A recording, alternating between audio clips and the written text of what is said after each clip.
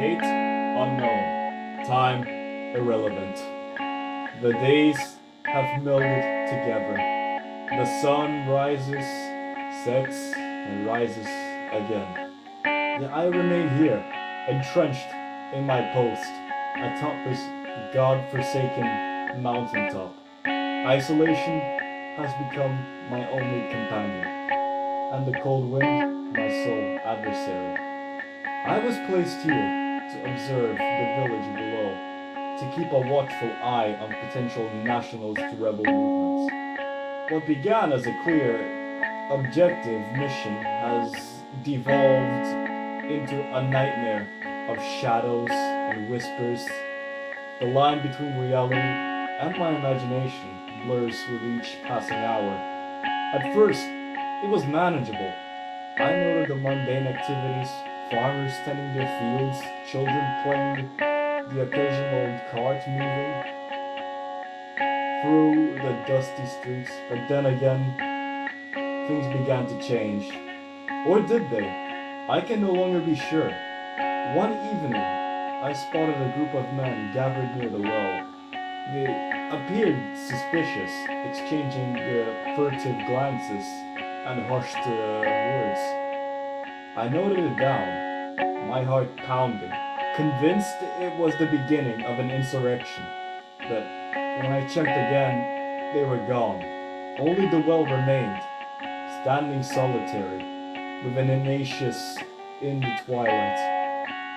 My sleep, when it comes, is plagued with visions. I see the villagers conspiring their faces twisted in malice. They know I'm here. I hear them calling my name in the wind, mocking me, taunting me. During the day, every movement in the village sets my nerves alight. A simple market transaction becomes a covert operation. A child running across the square morphs into a scout delivering messages to hidden operatives. Tonight, as the moon hangs low, the village lies quiet. The paranoia has become unbearable. I am convinced they are coming for me. I see them moving in the shadows, creeping up on the mountain, their intentions murderous and clear. My rifle feels heavier, my hands tremble.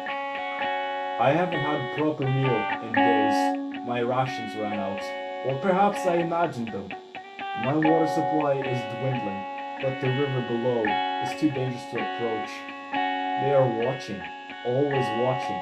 I can feel their eyes upon me. I cannot trust my senses any longer.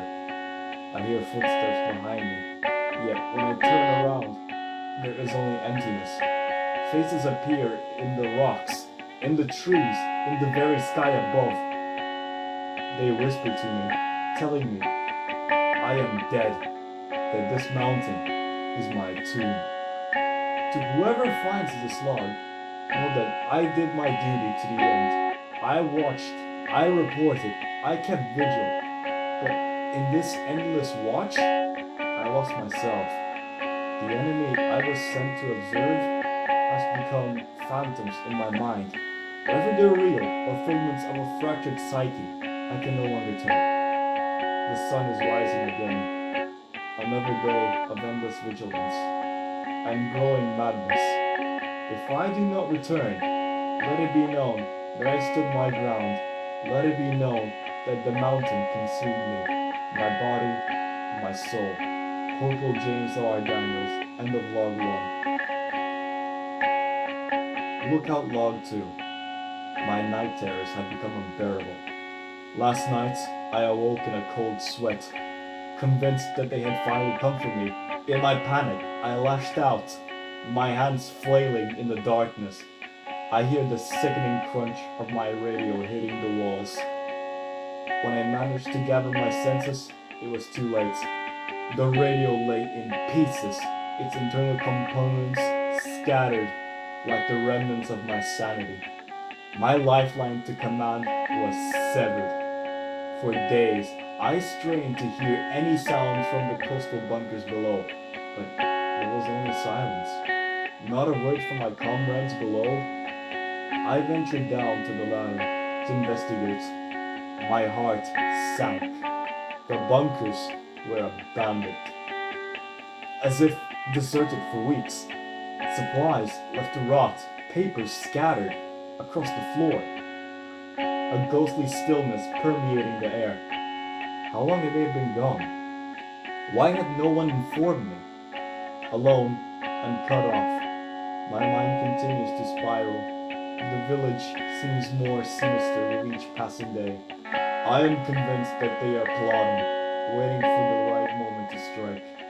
The paranoia eats me, a relentless gnawing in the back of my mind. The mountain is my prison, and its isolation is my torment. I cannot stay here any much longer. The weight of my solitude and uncertainty is too great. I must know what happened. I must find my commander and receive new orders.